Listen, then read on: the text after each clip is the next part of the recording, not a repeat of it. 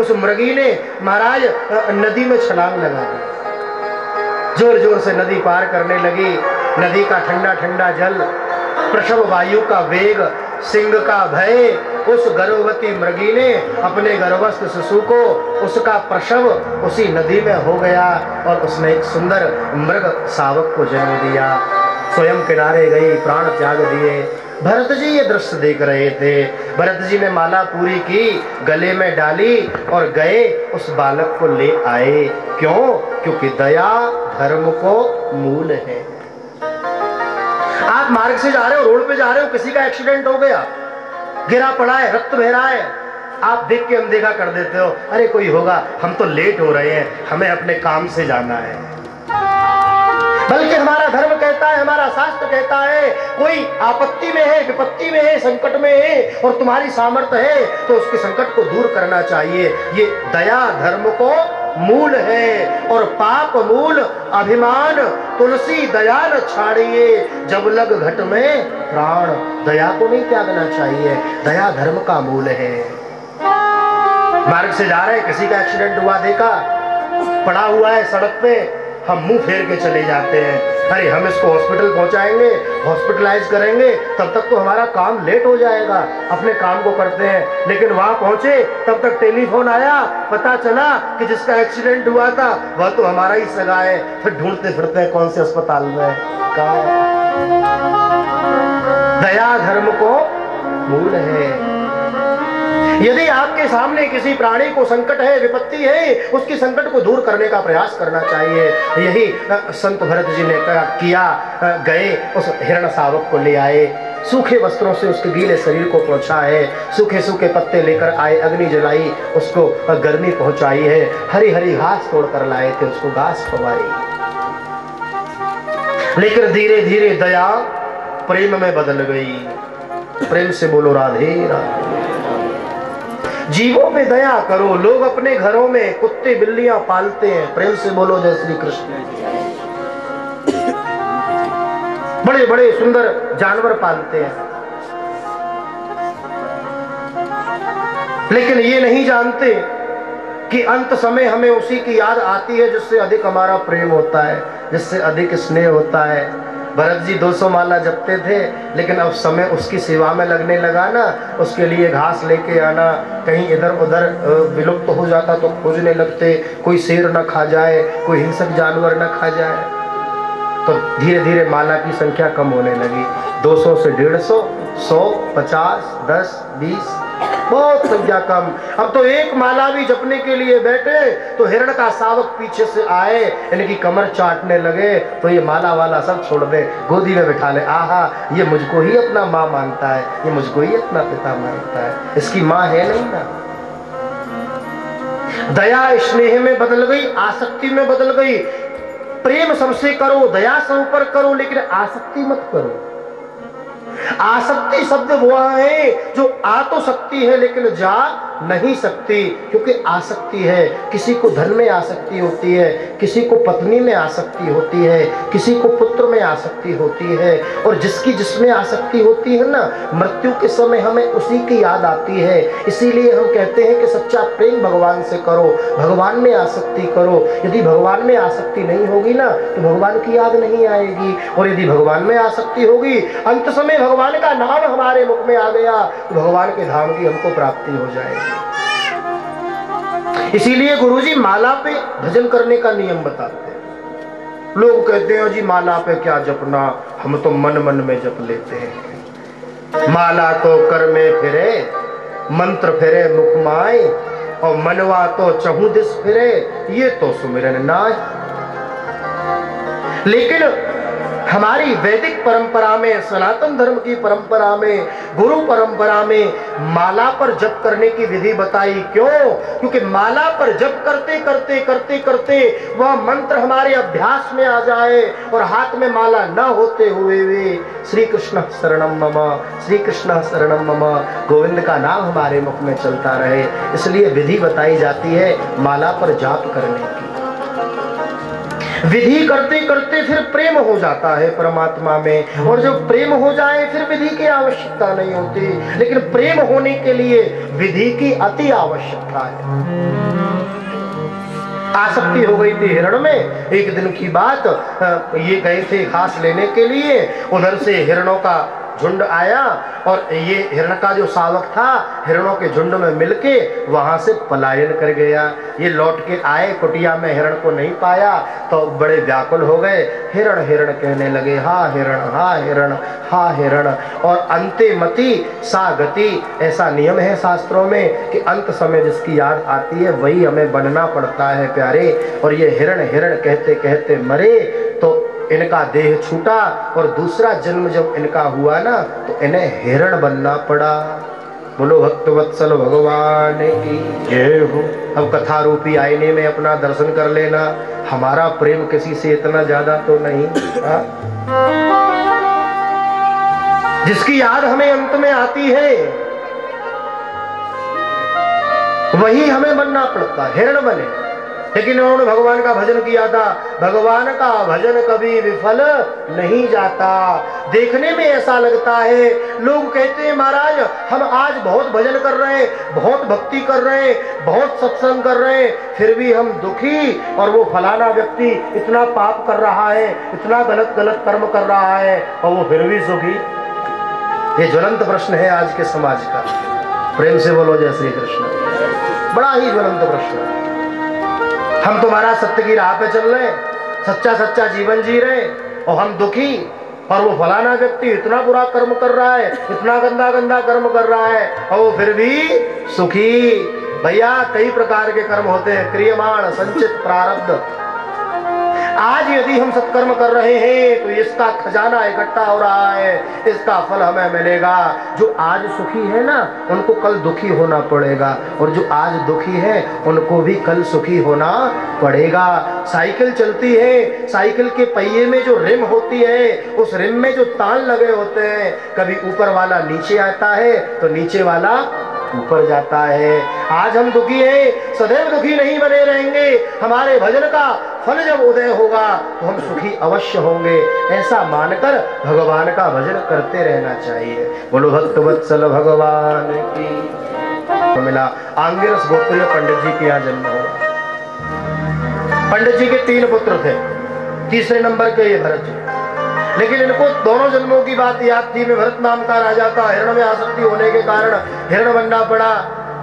अब मुझे भगवान ने कृपा करके पुनः मानव देह दिया है, अब ऐसा अपराध नहीं करूंगा, अब तो मैं भगवान का भजन करूंगा। संकल्प ले लिया मौन रहने का। ज्यादा बोलते नहीं, मौन रहते हैं, शांत रहते हैं।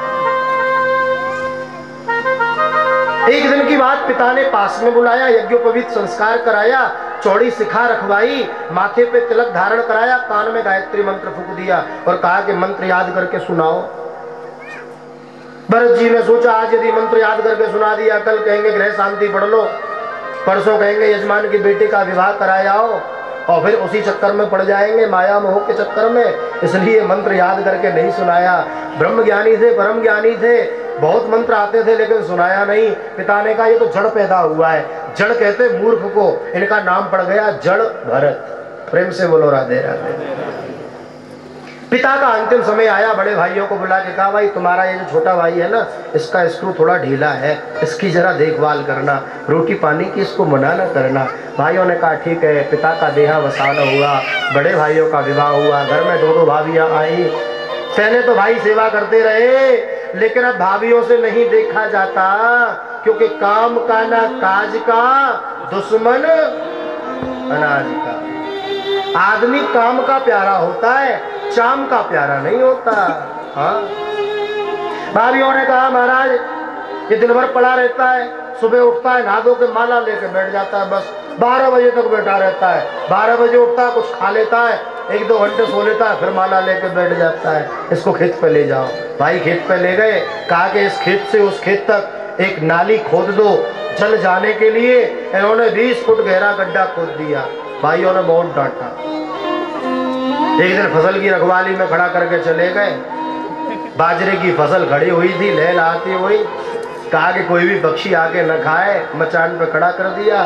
सोचने लगे मैं क्या लाया था, क्या ले जाऊंगा, सब राम जी का है, राम जी की चिड़िया है, राम जी का खेत है, मेरा क्या है। बुला बुला के पवाने लगे, आओ आओ आओ। अब तो दूसरे खेतों के भी जो पक्षी थे वो सोचने लगे ये भगत बढ़िया है, बुला बुला के खिला रहा। राम जी की चिड़िया, राम जी का खेत, खाओ री चिड़िया भर भर पेट। सुबह से शाम तक इतना भोग लगाया पक्षियों ने कि भाई छोड़ के गए थे तो बाल सीधी थी, शाम को आए तो सारी बाल मुरझा गई, एक भी दाना उसमें नहीं बचा। भाइयों ने बहुत डांटा और आज घर से बाहर निकाल दिया। हम कहा करते भैया, घर वालों के प्यारे तुम जब ही तक हो जब तक तुम घर वालों का काम कर रहे हो, उनके काम आ रहे हो। हाँ, प्रैक्टिकल करके देखना, 2-4-10 दिन काम करना बंद कर दो, कहना मानना बंद कर दो, घर के कहेंगे तुम फालतू हो, बेकार हो, तुम्हारी कोई जगह नहीं है। प्रेम से बोलो राधे राधे। एक घर में माता पिता ने एक बेटे को ज्यादा डांट दिया तो वो नाराज हो गया और घर छोड़ के चला गया, नहीं रहना। और घर छोड़ के चला गया, एक महात्मा के पास में दीक्षा ले ली, वही भजन करने लगा। माता पिता ने पर्चे छपवाए, गुमशुदा की तलाश, बताने वाले को इतना इनाम। तो किसी ने बताया, बोले तुम्हारा बेटा अमुक महात्मा के बाबा जी बना पड़ा है। माता पिता पहुंच गए, महात्मा जी ये हमारा बीच का बेटा, इसे आप हमें वापस कर दो। महात्मा ने कहा, भाई चेला तेरे माता पिता आए, जा तू घर चला जा। बोले मुझे तो भजन करना है। बोले भजन तो घर में भी हो सकता है।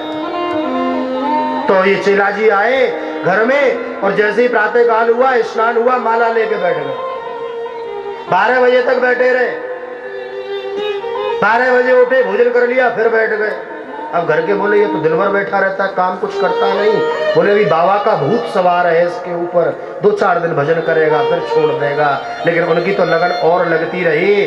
और उसने माता पिता ने कहा, अरे बेटा खेत पे नहीं चल रहा, फसल पकी खड़ी है, उसको कटवाना है। बेटे ने कहा नहीं, हमें तो भजन करना है। तो माता पिता बोले भजन करना है तो हमारे घर में तेरी जगह नहीं, जा बाबा जी के यहाँ। हाँ, प्रेम से बोलो राधे राधे।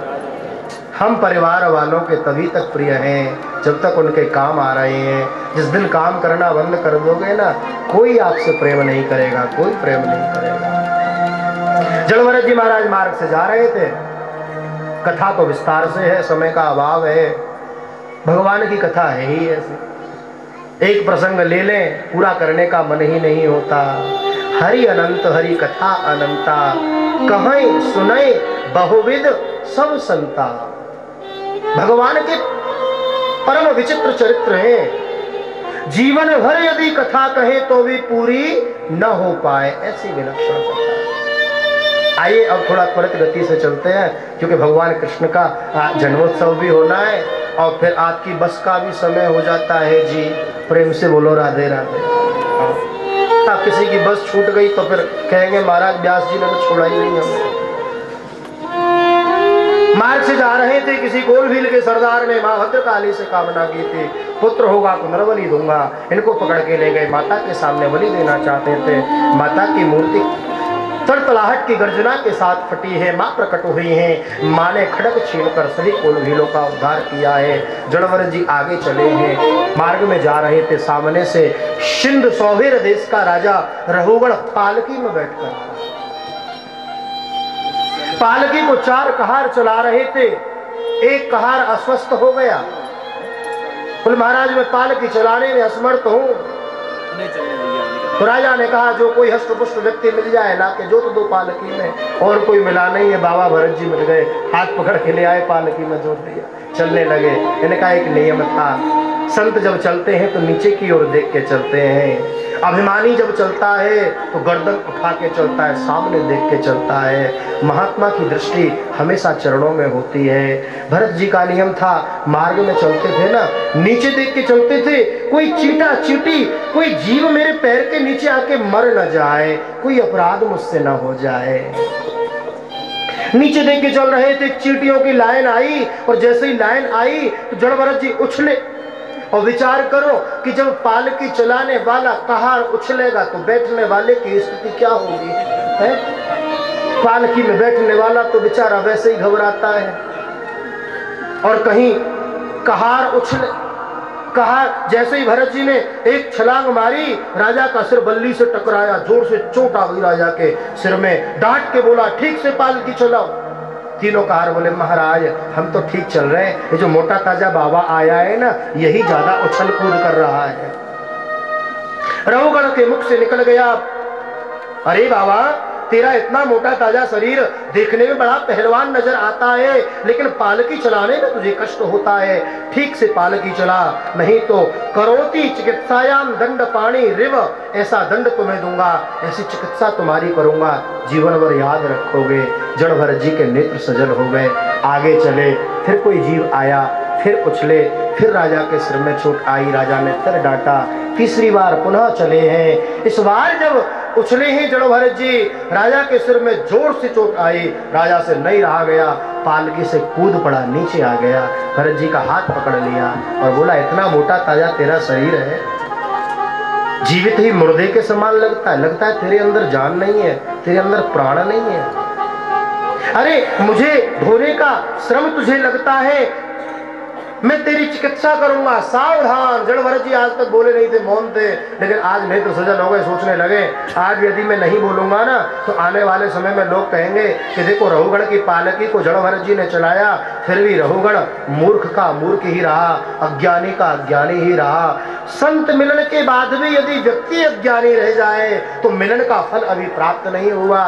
जड़ भरत जी बोले, ब्राह्मण उवाच, ब्राह्मण देवता बोले, त्वयोदितं व्यक्तं विप्रलब्धं भरतुः श्रमेष्यादधि वीरभार गन्तुर्यदि स्यादधिगम्य मध्वा पीबेति रासौ न विदां प्रवाद।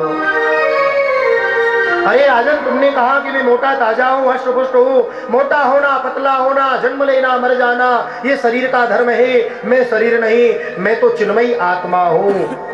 और जब ऐसा शब्द कहा जड़ भरत जी ने, राजा रहुगण के अज्ञान की पहली सीढ़ी सरक गई। ये तो ज्ञानी मालूम पड़ता है, तो आत्मा तत्व की बात कर रहा है, आत्मा की बात कर रहा है। गौर से देखा तो कांधे पर यज्ञोपवीत जनेऊ दिखाई दिया, और जनेऊ को देख के जान गए रहुगण, ये कोई साधारण नहीं, तो ब्राह्मण है। और हाथ जोड़ के बोले, आप कौन है?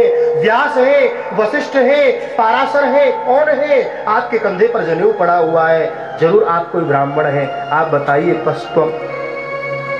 कस्त्वम निगूढ़श्चर सिद्धिजानाम विवर्ष सूत्रम कतमो वदूत कश्यापि त्रत्यपि कस्मात् क्षेमाय नश्चेतसिनोत शुक्ल। आप कौन हैं? जड़ भरत जी ने कहा, ये तुम्हारा दूसरा प्रश्न मूर्खता से भरा हुआ कि मुझसे पूछते हो मैं कौन हूँ। अरे जो तुम हो सो मैं हूँ, जो मैं हूँ वो तुम हो। ईश्वर सर्वभूतानाम, भगवान ही सब जगह है। सूर्य है एक, सूर्य कितने हैं? एक। और अपने आंगन में 100 घड़ों में जल भर के रख दो, अलग अलग घड़े में सूर्य दिखाई देता है, तो क्या 100 सूर्य हो गए?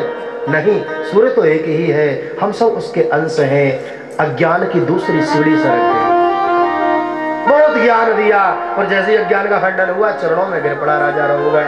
जड़ भरत जी पूर्व जन्म की कथा सुनाते हुए कहते हैं, रहुगण तू तो एक देश का राजा इतना अभिमान करता है, मैं तो पूरे भारत वर्ष का राजा था। अहम पुरा भरतो नाम राजा विमुक्त दृष्ट श्रुत संग बंध आराधनम भगवत इह मानो मृगो भवम मृग संगाद्यतार्थ। भरत नाम का राजा था, जंगल में आया भजन करने के लिए, मृग में आसक्ति हुई, मृग बनना पड़ा, लेकिन भगवत कृपा मुझे फिर मानव देह मिला है। राजन कभी अभिमान नहीं करना चाहिए। राजा के अज्ञान का खंडन हुआ, राजा ने प्रणाम किया है, यथा स्थान प्रस्थान किया। जड़ भरत जी भी बहुत दिनों तक भगवान की भक्ति करते करते भगवान के धाम को प्राप्त करते हैं। बोलो भक्त वत्सल भगवान की। पहला चरित्र की कथा सुनाई, अष्टम स्कंद में बलि बावन चरित्र की कथा सुनाई, और 9वें स्कंद में सूक्ष्म रूप से राम कथा का वर्णन श्रवण कराया। आइए एक भजन के माध्यम से राम जी का स्तवन करें, उसके बाद आपको शीघ्रता से कृष्ण जन्म की ओर ले चलते हैं। बोलो राजा रामचंद्र भगवान के।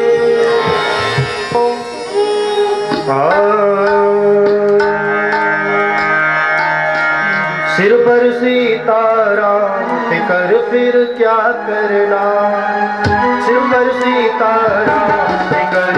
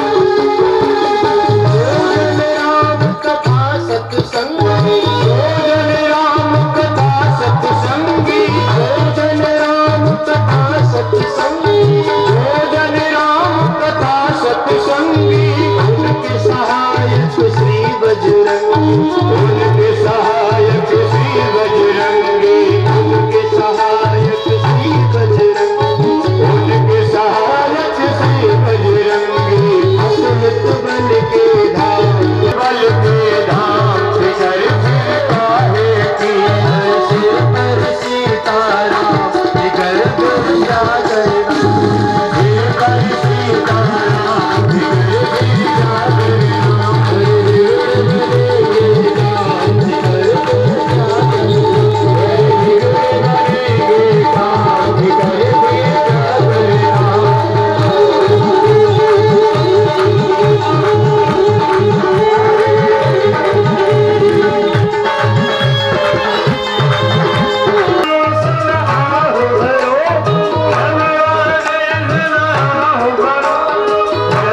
नहीं परवाह करो, व्यर्थ नहीं परवाह करो, तुम रटो राम जी का नाम जिगर दिल रटो नाम को राम जिगर दिल काहे जिगर दिल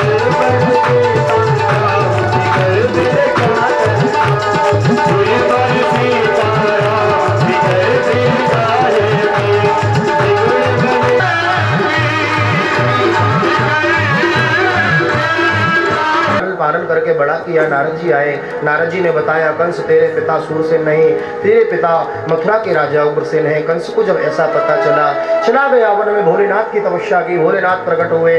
भोलेनाथ ने कहा ब्रह्मरूही, कंस ने कहा एक ही वरदान दे दो, मेरी कभी मृत्यु ना होवे, कोई मरना नहीं चाहता।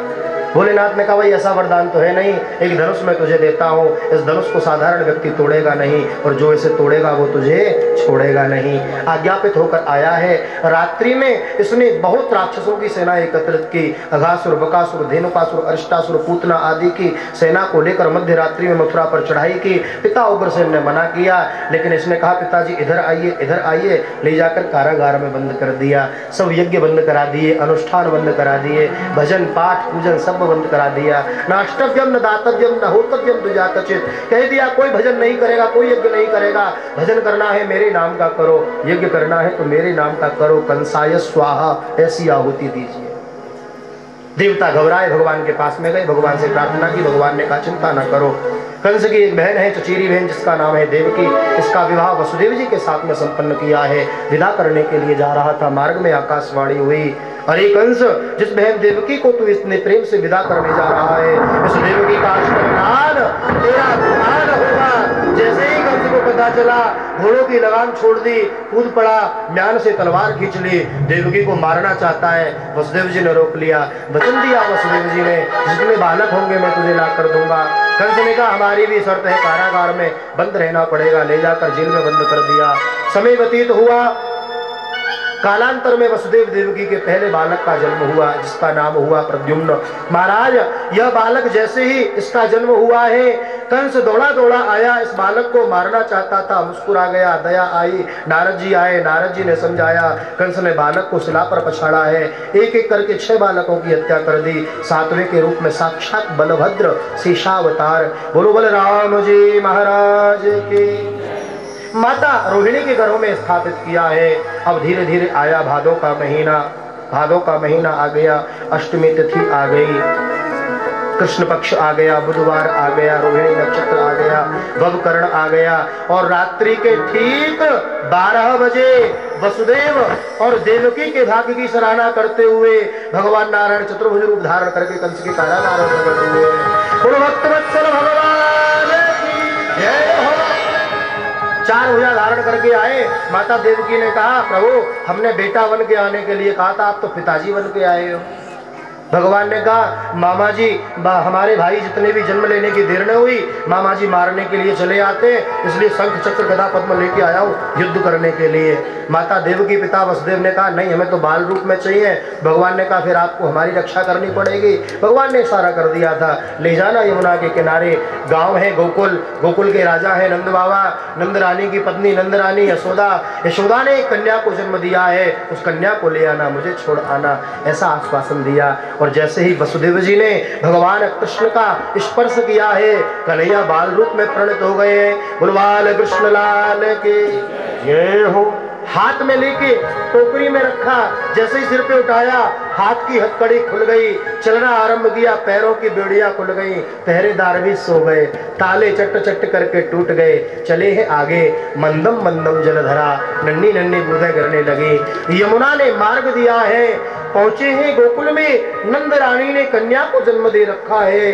बाबा ने लाला को लिटाया, लाली को उठाया, लेकर के कारागार में आए मथुरा में। और जैसे ही कारागार में प्रवेश करते हैं ना, तो पुनः तारे लग गए, अंदर प्रवेश किया, बेड़ियां लग गई, हाथों में हथकड़ी लग गई। बोलो कृष्ण कन्हैया लाल की।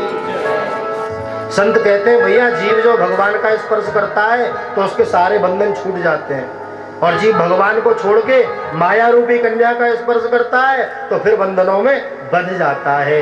माया रूपी कन्या ने रोना आरंभ किया, कंस को पता चला 8वां हो गया, हो गया, हो गया, दौड़ा दौड़ा आया, कन्या को लेके पछाड़ना चाहता था। माता देवकी ने मना किया, लेकिन जैसे ही शिला पर पटकना चाहता था, वो कन्या हाथ से छूटकर आकाश में चली गई। अष्टभुजा धारण करके माँ भद्रकाली के रूप में प्रकट हुई है। बोलो माँ भगवती की जय हो। माँ भगवती आकाशवाणी गर्जना करती हुई बोली, अरे कंस तू मुझे क्या मारेगा, तुझे मारने वाले ने तो ब्रज में अवतार धारण कर लिया है। हाथ जोड़ के पूछता है माताजी बता दो गली मोहल्ला पता। बोले ये हमारा काम नहीं है तो तेरा काम है। माँ अंतर ध्यान हो गई। यहाँ तो हुई मथुरा की कथा। प्रेम से बोलो जय श्री कृष्ण। अब चलते हैं गोकुल में। और गोकुल में ब्रज की कथा तो थोड़ा ब्रजभाषा में कहेंगे, थोड़ा सा आप प्रयास करेंगे तो समझ में आएगी, ज्यादा समय आपका नहीं लेंगे। हाँ देखो कितनी त्वरित गति से चल रहे हैं, है ना। प्रेम से बोलो रहा। अब हमें तो कोटा पूरा करना है ना भाई, हाँ छोड़ भी नहीं सकते हैं, क्या करें। गोकुल के राजा है नंद बाबा। नंद बाबा की पत्नी नंदरानी, नाम है यशोदा। बाबा की आयु 80 वर्ष की है गई और नंदरानी की आयु 85 वर्ष की है गई। पहले लोग कहते बड़ी बहू बड़े भाग, आजकल ऐसा नहीं। आजकल तो महाराज इंची टेप संग लेके चलते हैं, बराबर की चाहिए। प्रेम से बोलो राधे राधे। पहले ऐसा नियम नहीं था, पहले कहते बड़ी बहू बड़े भाग। बाबा 80 के है गए, मैया 85 की है गई। लेकिन एक बात को कष्ट है, अब भाई लाला तो भयो नाए।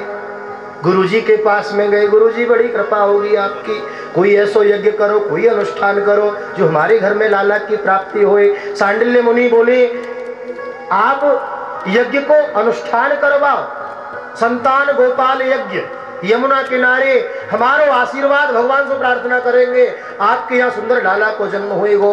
नंद बाबा ने हजारों ब्राह्मण यमुना किनारे संतान गोपाल के यज्ञ पर बिठाए। सब ब्राह्मण देवता आहुति दे रहे हैं और नंद बाबा खिरक में, खिरक कहे गौशाला सो, गौशाला में बैठे हैं, माला पे जाप कर रहे हैं। मालूम कौन सा मंत्र जप रहे हैं?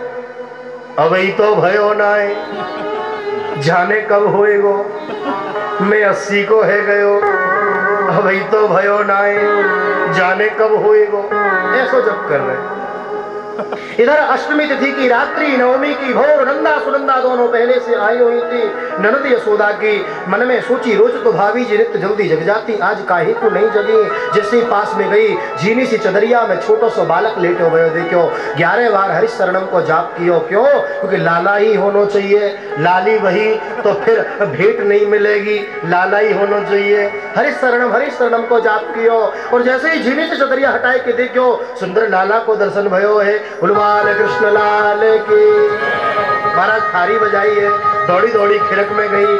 खिरक में जाए के बोली नंद बाबा सो, बाबा बधाई हो। बाबा तो माला पे जाप कर रहे हैं, अभी तो भयो नाए, जाने कब होएगो, मैं 80 को है गयो, अभी तो भयो नाए। नंदा बोली बाबा भजन बंद करो, तुम्हारे भजन को फल, हजारों ब्राह्मण के यज्ञ को फल, तुम्हारे यहाँ सुंदर लाला को जन्म भयो है। और जो बाबा को पतो चली 80 वर्ष के बूढ़े बाबा 20 वर्ष के छोरा बन गए। दौड़े दौड़े गई यमुना जी में, 108 डुबकी लगाई, डुबकी लगाए के बाहर निकली। ब्रजवासी हमने बाबा को पकड़ लियो, बाबा आज तो हम तो को सजाएंगे। बाबा बोले मैं बड़ो बूढ़ो मेरे को कहाँ सजाओगे? ब्रजवासी बोले तू तो ठाड़ो रहे, हम अपने आप सजाए देंगे।